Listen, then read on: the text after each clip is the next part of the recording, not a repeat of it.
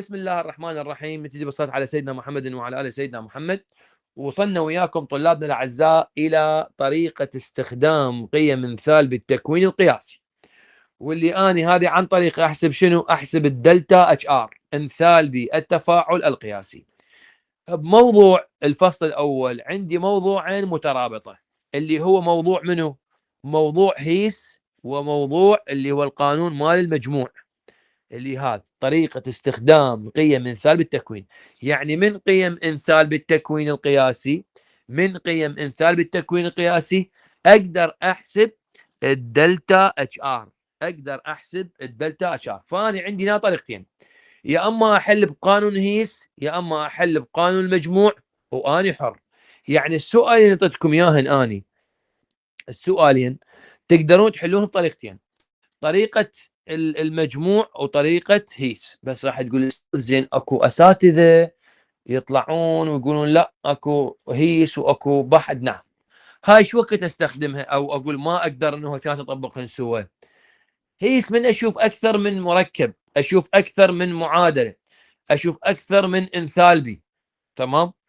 بينما هنا راح تبين المسألة معادلة عندي وحدة ومنطيني دلتا اتش اف فقط لها، تمام.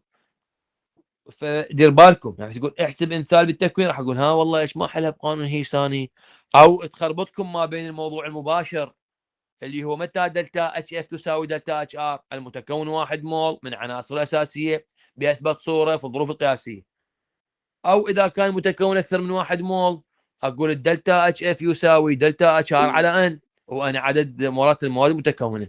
فاربط دماغي، ما اشتت بهذه الطريقه، اربط دماغي بالشرح والترتيبات 100%. هذا الموضوع راح اخذه كله اكتب عليه التلخيص كامل هسه، ومن ضمن الملاحظات اللي هو قانون يربط ما بين الانثالبي والانتروبي وطاقه قبس الحره كلهن سوا، كلهن يربطن. فانا من اتوجه على هذا الموضوع، ليش استاذ احل بهذه الطريقه؟ يعني انا اسميها هنا معادله معادله طاقه قبس الحره.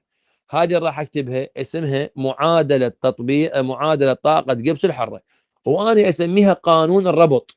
شو اسميها؟ قانون الربط. هي المفروض بعد ذني اشرحها، المفروض بعد ذني، بس بما انها مراجعه مركزه وراح اشرحن كلهن. يعني راح اخذ مثال على الانثالبي، وراح اخذ مثال عن تروبي، وراح اخذ مثال على طاقه قبس الحره، لان كلهن ينحلن بطريقه واحده. القانون اللي راح اكتبه قانون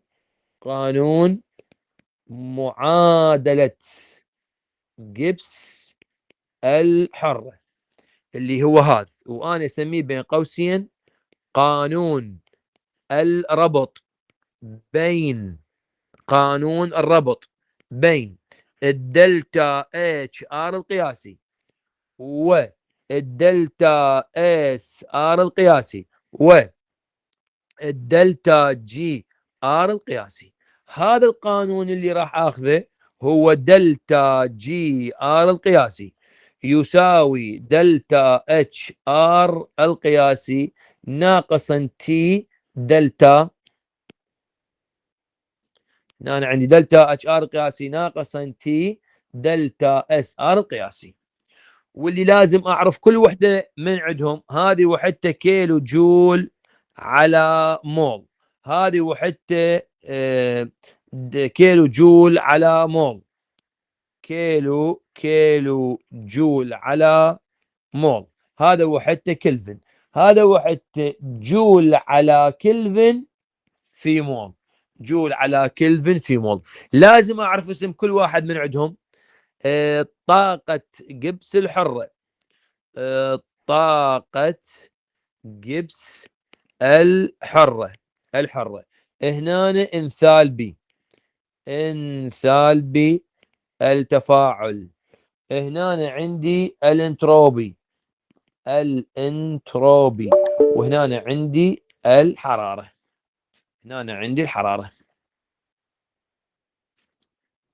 تمام. اذا شنو عندي؟ طاقه قبس الحره، معادله طاقه قبس الحره، او انا اسميه قانون ربط ما بين الدلتا اتش ار والدلتا اس ار والدلتا جي ار. هذا القانون اللي واضح امامكم، دلتا جي ار القياسي يساوي دلتا اتش ار القياسي ناقصا تي دلتا اس ار القياسي.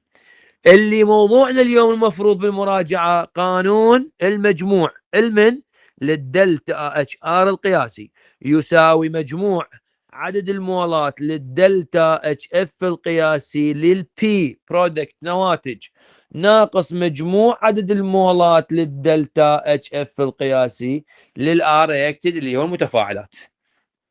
وعندي قانون ايضا المن للانتروبي اللي هو دلتا اس ار القياسي يساوي مجموع عدد المولات للانتروبي للبي اللي هو النواتج ناقص مجموع عدد المولات الانتروبي المن للار اللي هو المتفاعلات. واخر قانون عندي اللي هو دلتا جي ار القياسي يساوي مجموع عدد المولات للدلتا جي اف القياسي للبي ناقص مجموع عدد المولات للدلتا جي اف القياسي للار. حساب الدلتا اتش ار وحساب الدلتا اتش ار والدلتا جي ار نفس الشيء. العناصر الحرة بأثبت صورة صفر. دلتا اتش اف ملاحظة دلتا اتش اف القياسي بالنسبة دلتا اتش اف القياسي ودلتا جي اف القياسي. تمام. اهذني في الظروف القياسية او في العناصر الحرة في العناصر الحرة يساوي صفر.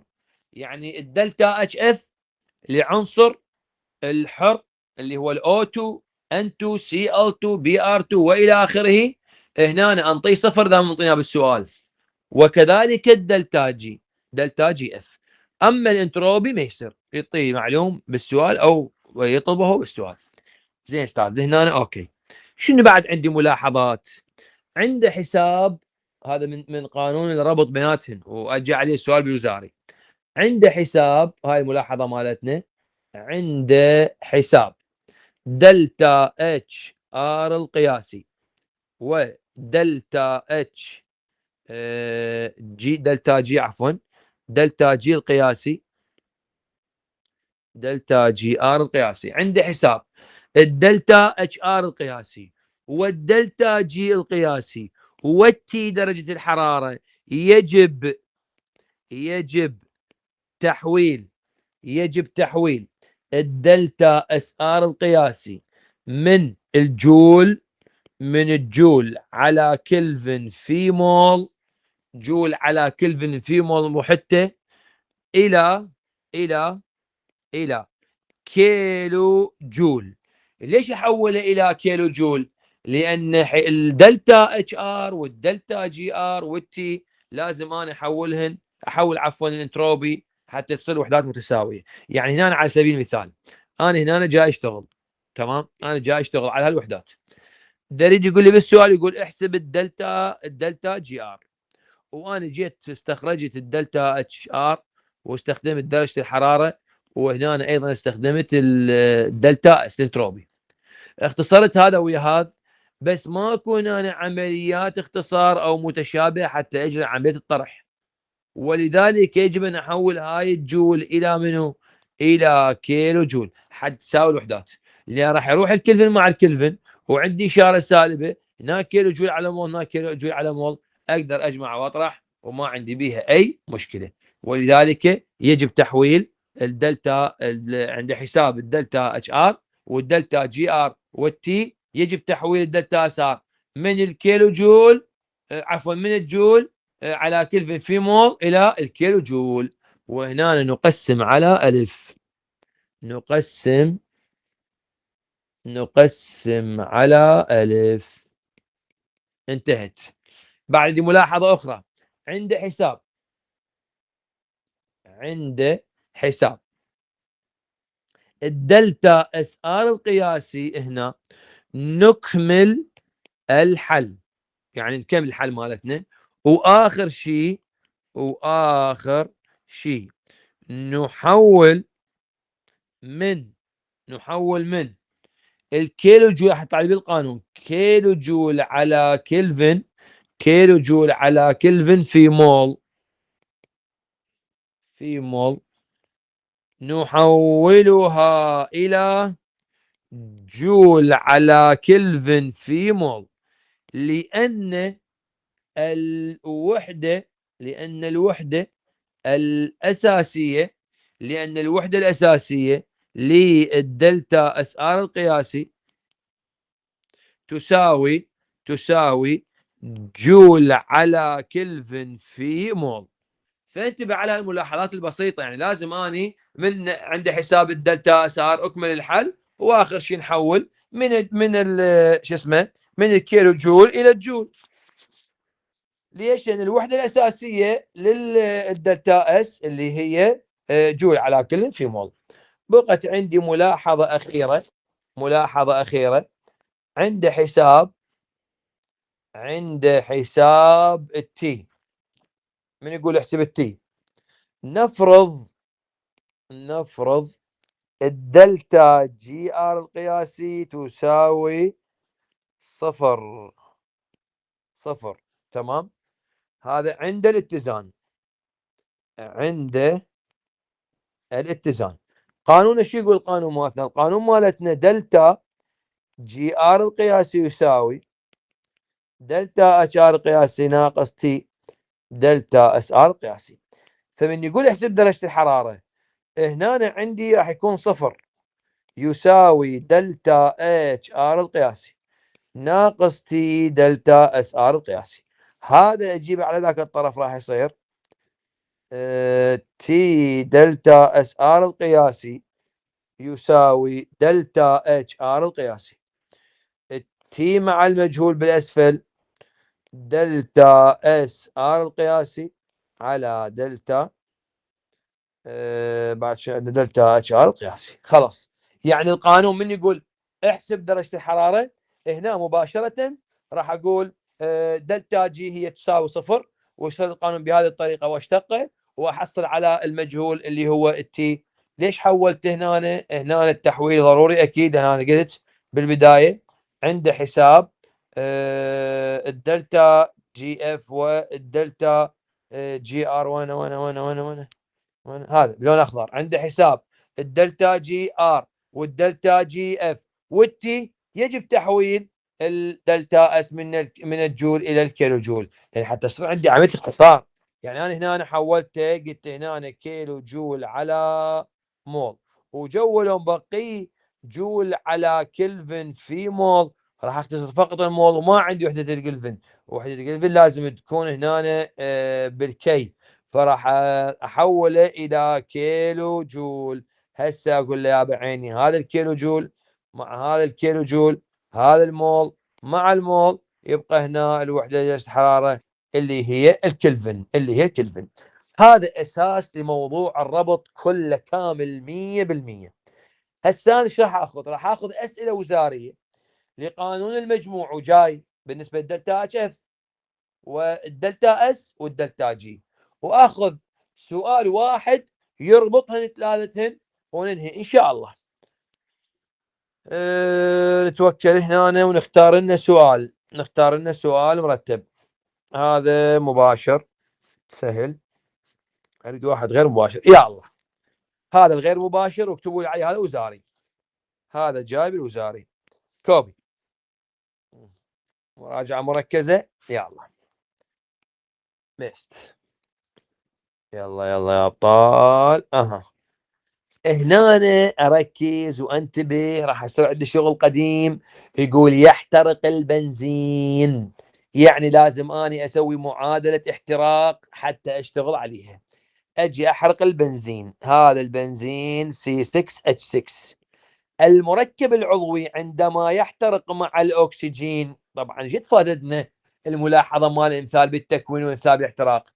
المركب العضوي عندما يحترق مع الأكسجين دائما ينطيني CO2 زائدا H2O. دائما المركب العضوي عندما يحترق مع الأكسجين دائما ينطيني CO2 و H2O.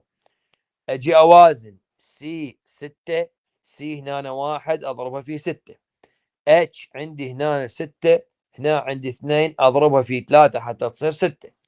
اجي اوازن المواد الناتجه. 6 في 2 هنا عندي 12 زائدا 3 في 1 ويساوي 3. المجموع عندي هنا 15. المركب العضوي ما يحتوي على اكسجين، مباشره اقسم على 2. مو تقول لي ال 15 تقسيم 2 7.5 يصير، بس لا انا ما اريدها، انا بقيها 15 على 2. المعادله الاولى خلصت، واني عندي انثال بالتكوين. بالملزم اني حال من اول سؤال حاله بطريقه القانون مباشره، والحل الاخر على المعادله. اتعلموا على المعادله، انا بعد ما وازنت وخلصت تقدرون تعيدون بالفيديو. راح امسح ذني حتى يصير شغلي سلس وواضح لكل واحد من عندهم، حتى يصير شغلي سلس وواضح كل واحد من عندهم. جيد صار. هسه اجي انزل ونناقش انا وياكم. الدلتا اتش اف للبنزين انزل جواها 4 9. للثاني اكسيد الكربون سي او 2 6. شوف عدد المرات انا نزلت تنسون، ليش قلت لكم ما استخدموا على طريقه المعادله افضل. 6 في سالب 394. 3 الماء في سالب 206 286. 286.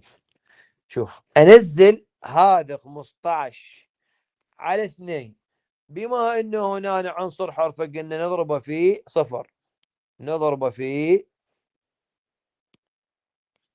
صفر. ليش ضربناه في صفر؟ لانه هو تعطينا ملاحظه العناصر الحره عند حساب الدلتا اتش اف او حساب الدلتا جي. العناصر الحره نعوض بدها صفر. شغل رياضيات راح ينزل 49 بدون ضرب. هنا راح ينزل عندي صفر. هنا 6 في انزل اشاره سالبه حتى ما انسى. 6 في 4 24. 6 في 9 هنا عندي 54 و2 56. 56. 9 3 في 3 في 6 18. 18 وهنا عندي و5 23. 23 هذا الاشاره السالبه. 3 في 6 18 بيد 1. 3 في 8 24. واحد عندي هنا 25.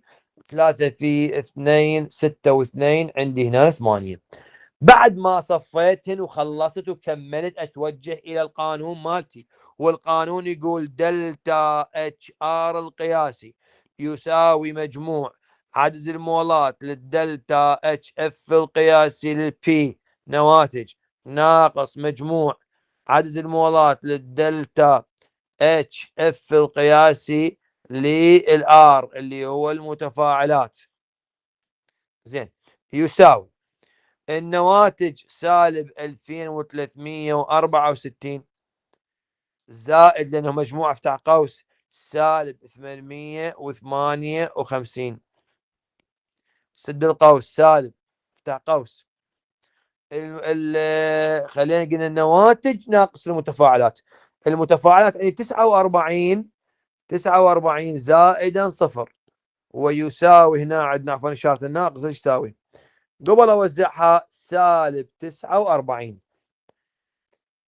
هنا الموجب في السالب سالب راح يصير السالبات يعني نجمع 8 و4 12 بيد واحد. 6 عفوا نعم 8 و4 12 بيد واحد تمام. 6 و5 11 و1 12. 12 بيد واحد.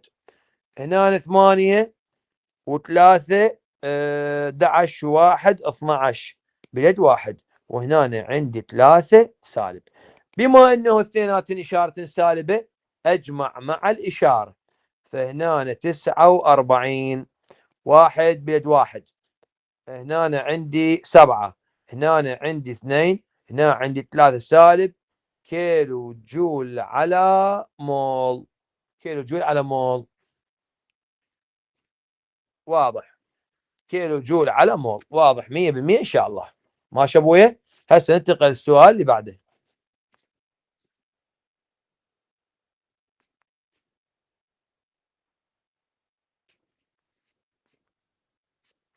بس راح ناخذ سؤال بطريقه مغايره علما للانتروبي.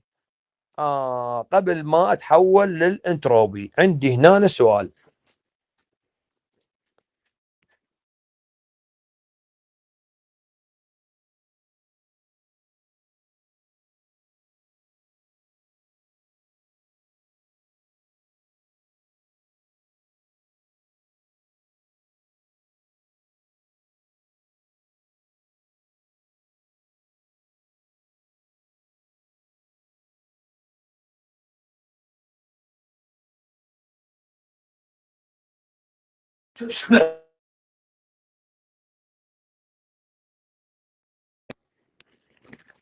يلا شوفوا هذا السؤال. هذا السؤال الوحيد ببحده فريد، وبين سنة وأخرى يجي بالوزاري، يربط ما بين المسعر وهذا الموضوع اللي أخذته هسه، وهذا الموضوع اللي أخذته. فانتبهوا عليه.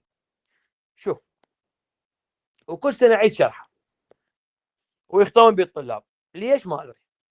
المسعر احنا اتفقنا بالمسائل السابقة انه نحله ب6 خطوات. هنا من يصير وين ربط ما ينحاش 6 خطوات. بس ايش راد لنا شويه ذكاء بالموضوع. يعني هذا اركز اقرا السؤال بتمعن وافهم شلون، لانه الطالب راح يخطئ في كتابه المعادله. يخليكم الله انتبهوا عليه. يقول في مسعر حراري وضع عندي هذه الكتله مال الماده وعندي الكتله الموليه. راح تقول استاذ والكيو؟ الكيو هو منطقه بالسؤال. يقول فوجد ان كميه الحراره المنبعثه من احتراق اللي هو الاستلين يساوي 130 كيلو جول. استاذ الله يخليك انتبه وياي، طلابي الاعزاء انتبهوا وياي. الفكره بابا هنا احسب امثال بالتكوين القياسي للاستلين مباشره. بما انه انا شارح لكم بالهيس، من نقول احسب امثال بالتكوين راح يجي الطالب يقول عمي C2 H2 سهم المتكون من لا لا لا لا لا انتبه. هذا مسعر بابا، مسعر اللي يتم في وسط المسعر جهاز المسعر عملية احتراق وليس عملية تكوين. يخليكم الله. هنا الطلاب يخطئون تركيز بسيط. ما عندي غير هذا السؤال فقط اللي يربط ما بين المسعر وامثال بالتفاعل القياسي او التكوين القياسي، ما عندي غيره. فاركز كل الزين وباع شو راح احل السؤال. احله بطريقه سلسه. اول فقره اقسم الورقه مالتي بالوسط. هذه اول فقره اقسم الورقه مالتي بالوسط، واسوي معادله الاحتراق. شلون عرفت احتراق؟ لانه بداخل المسعر عمليه احتراق. واذا قال احسب هنا امثال بالتكوين، انا عندي قانون هسه اقول لكم شلون نحسبه اللي قبل شوي استخدمناه. راح اقول يا المركب العضوي هو C2 H2 عندما يحترق مع عفوا عندما يحترق مع الاكسجين دائما ينطيني CO2 زائدا H2O. المركب العضوي عندما يحترق مع الاكسجين، خلينا شوي نوضحها هنا، نعطي مسافه بين O2 حتى من نوازن.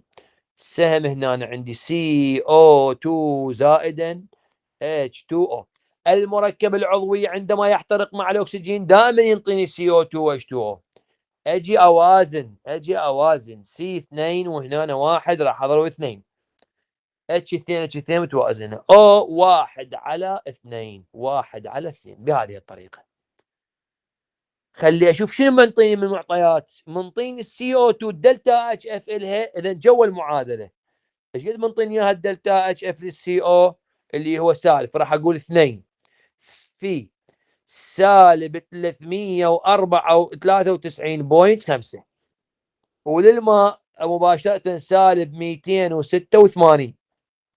عنصر حر نص في صفر. احسب امثال بالتكوين اللي خدت عليه خط باللون الاخضر احسب انثال بالتكوين القياسي للاسترين مجهول وادقه بعلامه اكس وبعدين عوض. حلو استاذ، فهمت لي هنا أنا. اوكي استاذ، من اريد يطبق قانون المجموع؟ خلينا نصفي هنا. أنا اكس ما عندي شيء، هنا أنا راح اضرب نص في 0 0، 2 في 5 10، 0 باليد 1، انزل بوينت. 2 في 3 6 1 7، 2 في 9 18 باليد 1، 2 في 3 6 1 7 سالب، وهنا سالب 286. ما بي لا ضرب ولا كل شيء. البوينت مع الصفر الله وياهن، اذا بقى لي اكس وصفر وسالب 787 وعندي 286. استاذ اذا اجي اطبق القانون شوف شلون احل. انا اريدكم تصيرون اساتذه، احل بالطريقه السلسه وبعدين نتناقش انا وياكم.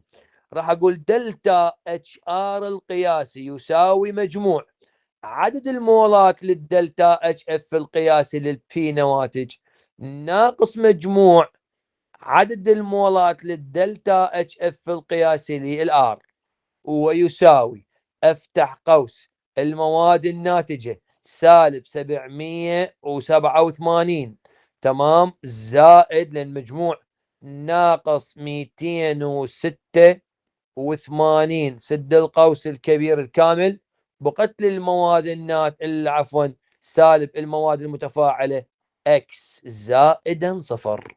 اذا اكس عندي مجهول يساوي اصفل بالداخل اجمع يعني مع الاشاره لانه الموجب في السالب سالب، بما انه اثنيناتن سالبات اجمع مع الاشاره. 6 ب 7 13 باليد 1، 8 ب 8 16 1، هنا عندي 17 باليد 1. اذا 0 1 لانه 7 ب1 8 و2 سالب 1073 ناقص اكس. ما عندي دلتا اتش ار، منين اجيبها؟ من المسعر. استاذ عندي قانون المسعر، اول فقره راح نستخرج اللي هو عدد المولات. عدد المولات يساوي الكتله على الكتله الموليه، وتساوي 2.6 على 26. ازحف البوينت واضيف صفر على 26 بيا 1 على 26 1 على 10 0.1. اريد استخرج الكيو. كيو اللي هو كيو الثاني شو يساوي؟ كمية الحرارة كيو على ان، ويساوي كمية الحرارة هو منطيني اياها سالب 130. شوف على الرغم ما مكتوب سالب، بس شلون اعرفه سالب؟ لان ذكر بالسؤال كمية الحرارة المنبعثة على 0.1.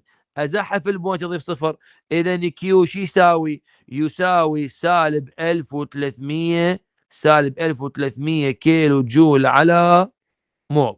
سالب 1300. زين استاذ، احنا عندنا هذا كيو، عندي هناك الدلتا اتش ار، شلون اساوي بيناتهن؟ اخذنا ملاحظه انا وياكم اللي هي بالانثالبي. اذا دلتا اتش يساوي كيو بثبوت بيش؟ بثبوت الضغط. دلتا اتش يساوي هنا كيو بثبوت الضغط، اذا نفسه راح اجي اعوضه هنا سالب 1300. سالب 1300. هذا الاكس مجهول يجي على هذا الطرف وهذا يجي على هذا الطرف، فراح يصير عندي هنا اكس يساوي 1300 ناقص 1073 1 3 0 0 1 0 7 3. الداين منا هاي يصير عندي هنا 2 9 10 7 2 2. اذا الناتج النهائي مالتي الاكس يساوي 227 كيلو جول على مول، واللي هذا الدلتا اتش اف القياسي للسي 2 اتش 2 للسي 2 اتش 2. واضح لو مو واضح طلابنا الاعزاء الورود؟ واضح بابا ولا مو واضح؟ هذا سؤال وزاري، اللي عنده سؤال على السؤال يقول، ما عنده السؤال ننتقل الى غيره. ماكو سؤال ننتقل الى غيره. ذني شرحات ان شاء الله اعطيكم عليه اسئله جات بالوزاري، العمليه التلقائيه العمليه غير تلقائيه، وما هو السبب جعل بعض التفاعلات هذا بشكل تلقائي وقسم عندنا شارحن، والانتروبي والزياده مال الانتروبي والى اخره. شوف، عندي ملاحظه على الانتروبي، خلينا ننطيها قبل ما ناخذ المساله عليها. الانتروبي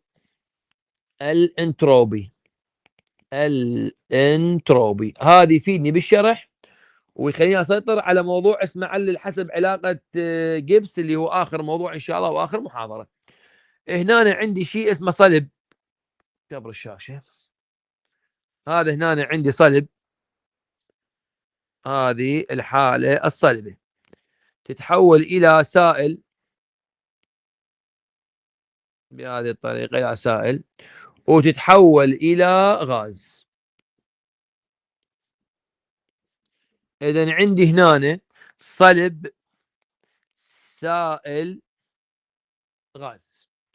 اذا اتحول من هذا المكان الى هذا المكان، زياده في العشوائيه، زياده في العشوائيه، زياده في الانتروبي، زياده في العشوائيه، زياده في الانتروبي، الدلتا اس ار القياسي يساوي عندي موجبه.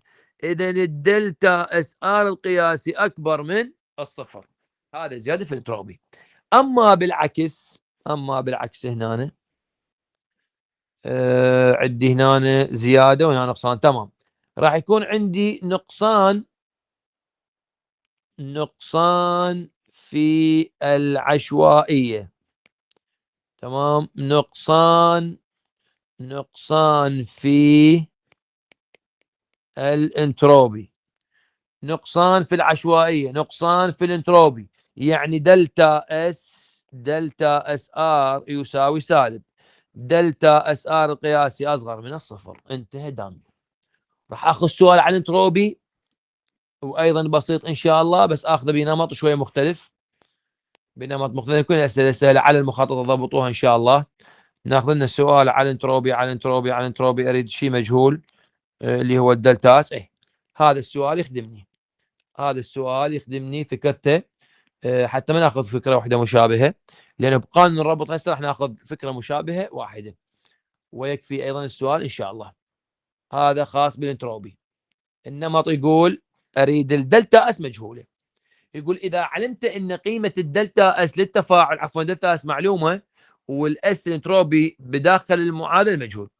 اذا علمت ان قيمه الدلتا اس ار قيمه للتفاعل التالي تساوي، منطيني اياها، جول على كلفن في مول، جول على كلفن في مول، اللي هو 137.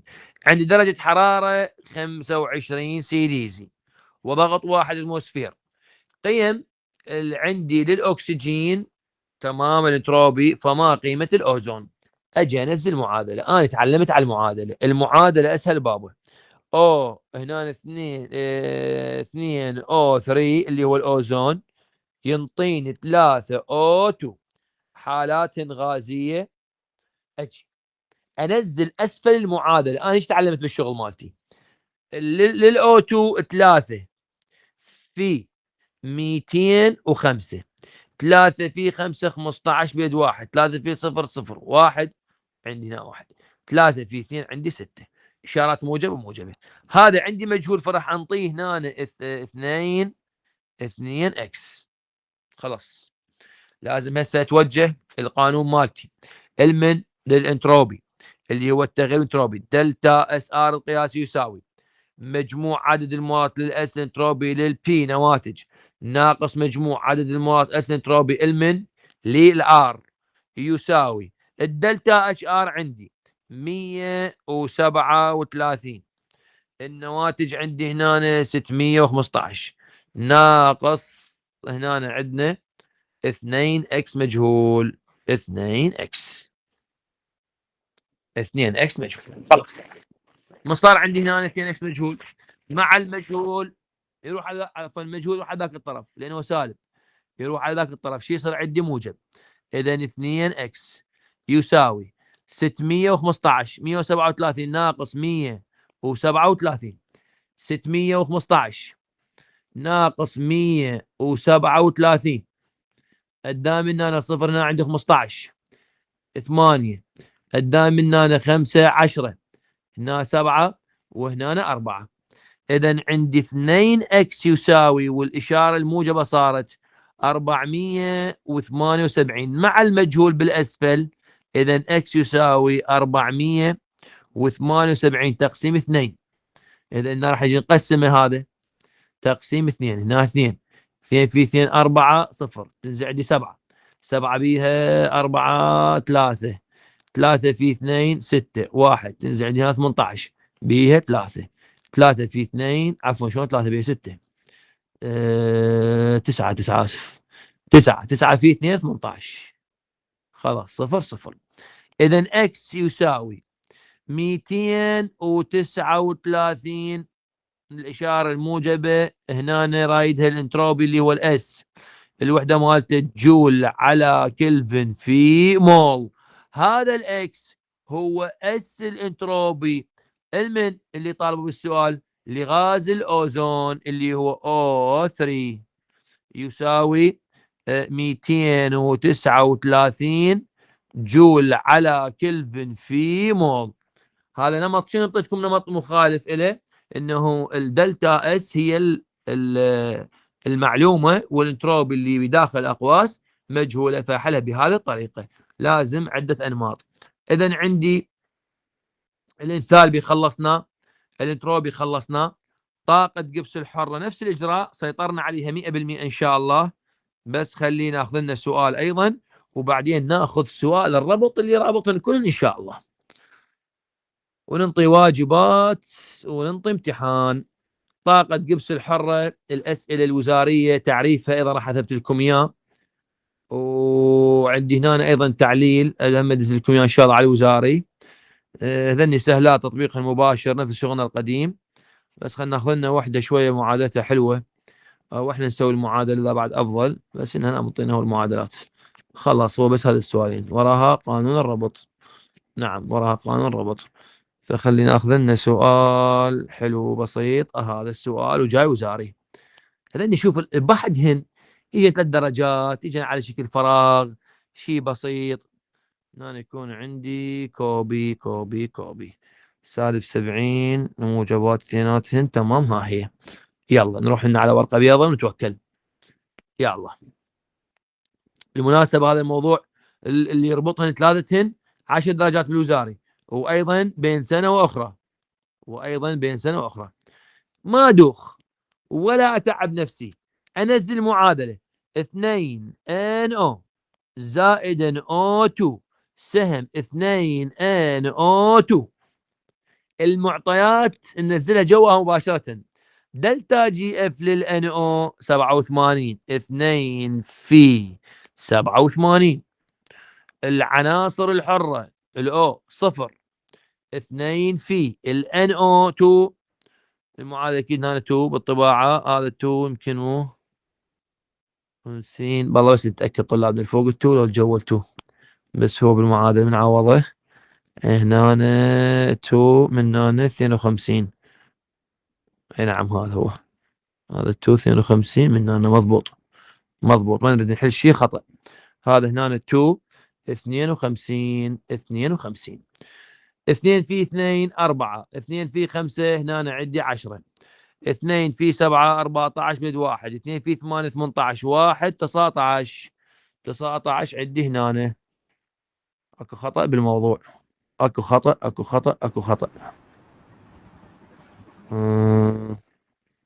وين الخطأ بالموضوع عندنا؟ في 8 16. عيني استاذ 2 في 8 16 و1 17. اي بدي اقول اكو خلل بالموضوع. 17 مو 70. اي 100% هسه توب مضبوط، لانه شفت بالسؤال -70. 2 في 2 4 2 في 5 10 تمام. 2 في 7 14 بد 1 2 في 8 16 1 17. احسنتي. هسه نجي القانون مالتنا دلتا جي ار القياسي يساوي مجموع عدد المولات للدلتا دلتا جي اف القياسي للبي نواتج ناقص مجموع عدد المولات للدلتا جي تمام للدلتا جي اف القياسي للار يساوي النواتج 140 ناقص هنا 174، الناتج مالتنا سالب 70 كيلو جول على مول. وهذا ايضا سهل، لان تشوفون ليش دمجتهن قلنا بمحاضره واحده حتى الطالب ما يخربط. يعني الحساب الدلتا اتش ار الانثالبي عن طريق قانون المجموع، وحساب الدلتا اس الانتروبي عن طريق المجموع، وحساب الدلتا جي عن طريق المجموع، واخذنا تمارين متفاوته. والشرح اللي شرحته اني بالبدايه هو مباشره لقانون الربط، تمام، اللي هو قانون الربط. هذا السؤال اللي قلت لكم عليه حليناه ايضا، اللي هو بربط ما بين المسعر والانثالبي. واحنا هسه راح نبلش بهذا الملاحظات اللي هي قانون معادلة جبس الحرة وقوانينها. حلو الدمج حتى الطالب ما يخربط. خلاص دان، يعني هاي 10 درجات انا ضمنتها 100% بجيبي. ملاحظاتي واضحة امامي للتذكير. عندي حساب الدلتا اتش ار او حساب الدلتا جي ار او حساب التي يجب تحويل الدلتا اس ار من الجول الى الكيلو جول ونقسم على الف. وعندنا الثانية، عند حساب الدلتا اس ار نكمل الحل واخر شيء نحول من الكيلو جول الى الجول ونضرب في الف. مفروض نضرب هنا في الف، نوضحها حتى يصير الكلام مضبوط. نضرب في نضرب في ألف، تمام. لأن ليش نضربها نحولها من الكيلو جول جول؟ لأن الوحدة الأساسية للدلتا اس ار تساوي جول على كلفن في مول. ننطلق ناخذ لنا سؤال هذا الربط. بالمناسبة هنا عندي تعاليل أيضا كلها أدزكم إن شاء الله بالوزاري. هاي ملاحظات اللي أنا كلها وضحتها. اهدني الأسئلة بسيطة عن طريق الجدول. انا داخل سؤال وزاري خاص بهذا الموضوع مهم جدا. يعني اذا حليتوا هذا السؤال بابا اذن الباقات كلهن تحلوهن لان كلهن نفس النمط. وين السؤال الوزاري؟ هذا طبعا جاب الوزاري بس اريد الاقوى من عنده، اريد شامل كل شيء حتى اسيطر على الموضوع مالتي 100%، لان كلهن نفس النمط. الله، هذا السؤال طبعا هذا السؤال حيل احبه. هذا السؤال شامل لي الشغل مالتي كله وملاحظاتي كلها 100%. إذا حلينا إحنا هذا السؤال إن شاء الله أي موضوع أي سؤال يجيني على هذا الموضوع أنا مضبطه بإذن الله. السؤال كالآتي يقول، وهذا جاي عليه 10 درجات. تتفكك كربونات الكالسيوم، المعادلة واضحة أمامي، CaCO3 إلى CaO زائد CO2. قيمة الدلتا اس ار منطيني إياها وخلي جواها خط، جول على كلفن في مول. إذا علمت أن الدلتا اتش اف لكل من السي او للسي او 2 والسي اي والسي اي سي او 3 هي على التوالي سالب 394، يعني هنا واحد هنا واحد، يعني الها هنا اثنين هنا اثنين اللي هي سالب 635، هنا ثلاثة وهنا ثلاثة، ما انسى على التوالي. اول فقره يقول احسب الدلتا اتش ار الملاحظه الاولى مالتي ثم ارسم مخطط الطاقه اللي قلنا عليه 3 درجات بالوزاري. انا اريد احل وقال الدلتا اتش ار عند حساب الدلتا اتش ار او حساب الدلتا جي ار نحول الانتروبي، بس هسه انا احسب الدلتا اتش ار وعندي الدلتا اتش اف. اذا عن طريق قانون المجموع، قانون الصميشن المجموع اللي هو سي اي سي او 3، خلي شوي بعد المسافه، سي اي سي او 3 سهم سي اي او زائدا سي او 2.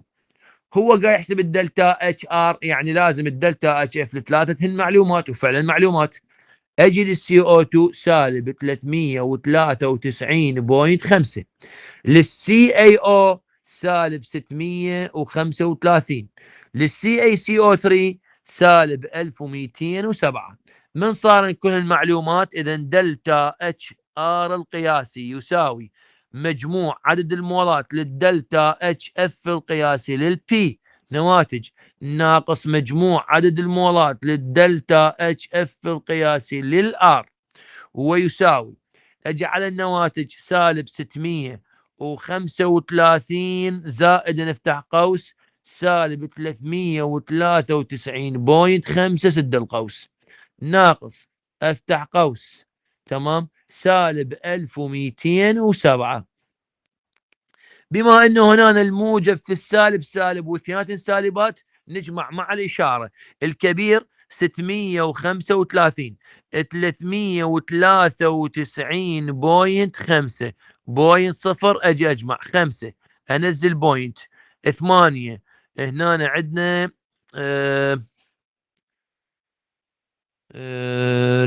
9 12 نعم 12 بيد واحد هنا عندي 10 اذا سالب 1028.5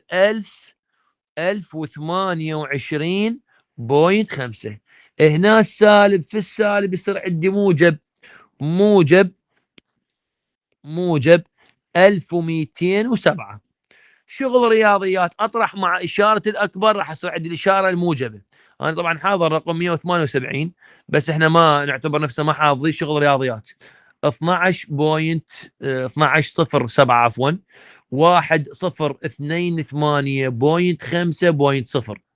الداين منا يصير عندي 6 هذا 10 ناقص هنا 5 انزل بوينت هنا ما يصير الداين من هنا 1 9 16 هنا عندي 8 9 ناقص 2 7 وهنا عندي 1 اذا 178.5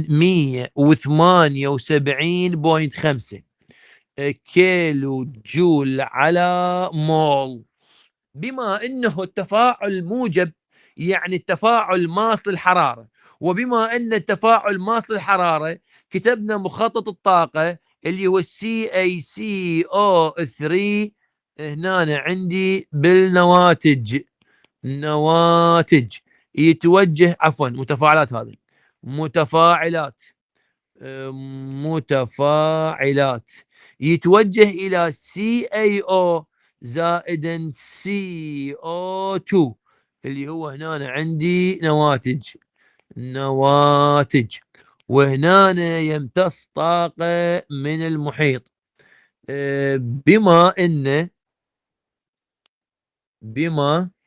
بما ان التفاعل ماس للحرارة وفيه النظام يمتص الطاقة من المحيط إلى النظام يعني هذا مو ماس يعني راح يمتص حرارة حتى يتفكك. إذا يمتص الطاقة منين؟ من المحيط إلى النظام وفوق عندي هنا زيادة الطاقة بعد شنو عندنا هنا خلاص بقى عندي الدلتا اتش اكبر من الصفر. الدلتا اتش ار القياسي شو يساوي؟ يساوي عندي هنا موجب لان تفاعل مادتي ماس الحراره. اذا حلينا النقطه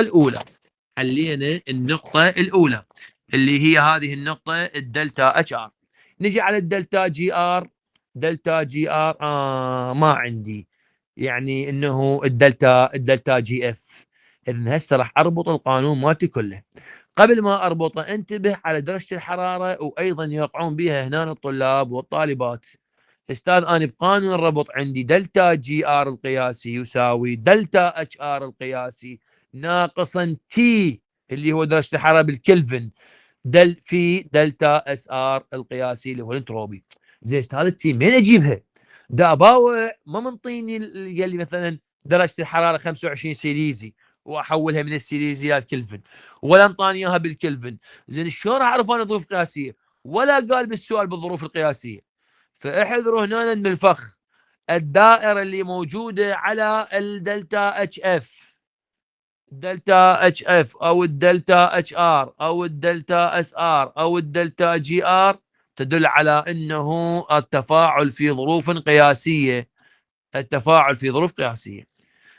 فعليه درجه الحراره لازم انا اعرفها اللي هي 25 درجه سيليزيه وضغط 1 اتموسفير. اذا نحول تي كلفن يساوي تي سيليزي زائدا 273 ويساوي 25 زائدا 273 يساوي 298 298 كلفن.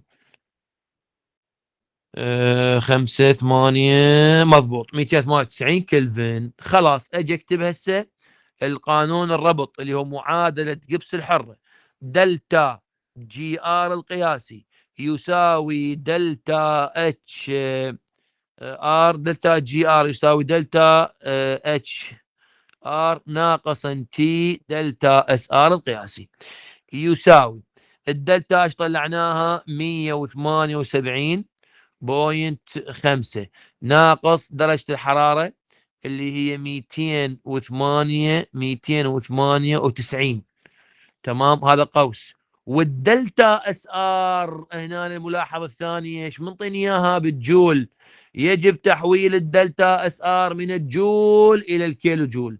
دلتا اس ار القياسي يساوي اللي هي 160 على 1000 هنا الجول على كلفن، جول على كلفن في مول، هنا جول على كيلو جول. شغل رياضيات، هاي كيلو جول مع عفوا الجول مع الجول. خلينا نرجع خطوة.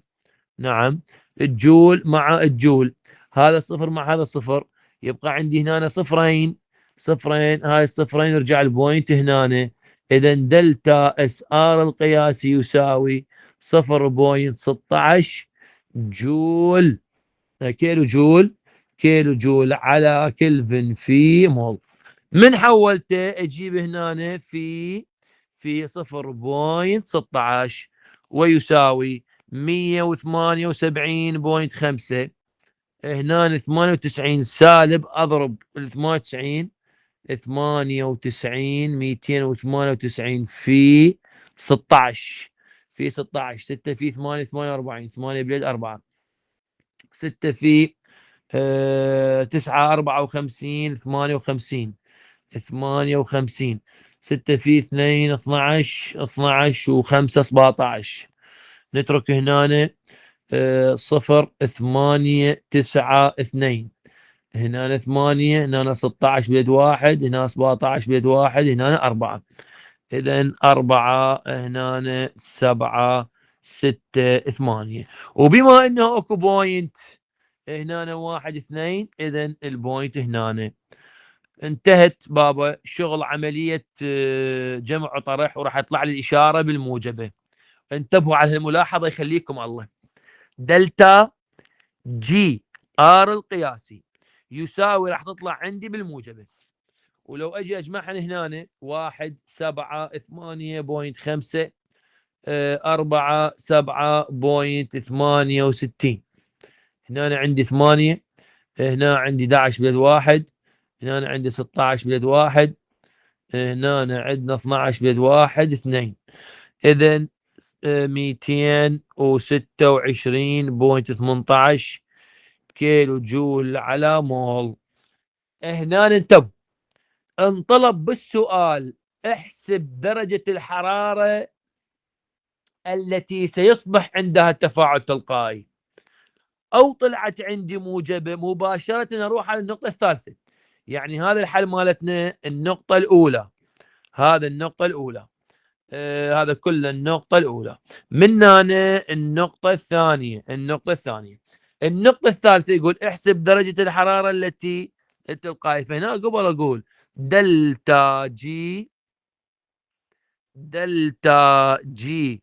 ار القياسي يساوي هنا عندنا صفر عند الاتزان، اذا راح يصير القانون مالتنا دلتا جي ار القياسي يساوي دلتا اتش اف القياسي ناقصا تي هنا دلتا اس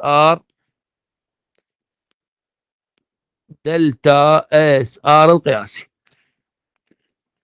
ويساوي هنا عندنا صفر، هنا عندنا الدلتا اتش اف القياسي سالب تي دلتا اس ار القياسي، هذه يروح على ذاك الطرف. اذا تي دلتا اس ار القياسي يساوي دلتا اتش اف القياسي. تي يساوي مع المجهول بالاسفل دلتا اس ار القياسي دلتا اتش اف القياسي، ويساوي دلتا اتش ليش اف هنا سي وقفونا طلابنا الاعزاء هنا ار، وقفونا يا عيني وقفونا. الار عندي 178.5 والدلتا اس ار 0.16، واحد بواحد ازحف بوينت من هنا ازحف بوينت من هنا، ازحف البوينت واضيف صفر. اذا 1.785 تقسيم عندي 16 بيها 1 16 1 تنزل 8 بيها 1 ايضا هنا 16 2 تنزل عندي هنا 5 بيها 1 في 16 هنا عندي 9 0 بيها 5 في 30 بلد 1 5 في قلنا 5 في 1 5 1 6 60 هنا عندي 30. لا ما يصير هيك، ما يصير، خلينا نضبط وضعنا. هسه نزل عندي 25 ناقص 16 9، نزلت عندي الصفر. هنا عندنا الواحد الاول الواحد الثاني الواحد الثالث مضبوط. هنا عندي 5 في 16 5 30 بيد 3. اي هسه مضبوط باليد 3 هنا 0 بيد 3 8 هسه اوكي. عندي هنا 10 ما بيها بوينت 0 خلاص قول بيها 6. انتبهوا على هاي الملاحظة الأخرى. تي يساوي 1115.6 هنا كلفن. شو وقت أقول هذه الكليشة؟ يجب تسخين التفاعل، تسخين التفاعل هنا أكثر من 1115.6 لكي يصبح التفاعل تلقائي. شو وقت أقول هذه؟ إذا كان الاثنينات الموجبات. من الاثنينات الموجبات؟ يعني الدلتا اتش ار الموجبات اثنيناتهن، الدلتا اتش ار والدلتا اس ار. اذا كان ذني اثنينات الموجبات هنا التفاعل مالته راح نقول يجب تسخين التفاعل الى اكثر من هذا لكي يصبح التفاعل تلقائي. فانتبهوا على هذه الملاحظه. اما اذا كان الاثنينات سالبات اللي هي الدلتا اتش ار سالبه، تمام، الدلتا اتش ار سالبه والدلتا اس ار سالبه، نقول يجب تبريد التفاعل الى اقل من هذا الرقم لكي يصبح التفاعل تلقائي. ملاحظات صارت كامله. اللي عنده سؤال، اللي عنده استفسار يقول واني حاضر. شنو ملاحظتكم؟ شنو اموراتكم؟ كلها حاضر. سؤال استفسار ماكو بابا؟ لا سؤال استفسار. تمام. هسه راح نعطيكم قسم الواجبات. هذا نمط، وانطيكم نمط تحسبون به الدلتا اس ار. مساله كلش طبيعيه مباشره. اكو سؤال وزاري هذا ايضا انتبهوا عليه. مو منطيني درجه حراره، احل مجرد حلين، حل بالدرجه الحراره الاولى وحل بالدرجه الحراره الثانيه. يا هي تطلع عندي سالبه اقول التفاعل تلقائي. اذا الى هنا هي محاضرتنا لهذا اليوم. عندكم سؤال استفسار بابا؟ ماكو لا سؤال استفسار. اذا الى هنا هي محاضرتنا لهذا اليوم. نتمنى لكم ان شاء الله التوفيق ونجاح، ونقول لا تفكر لها مدبر، والمية عندنا سهله، وركزوا يفيدكم. دمتم في حفظ الله ورعايته، مع الف سلامه، في امان الله.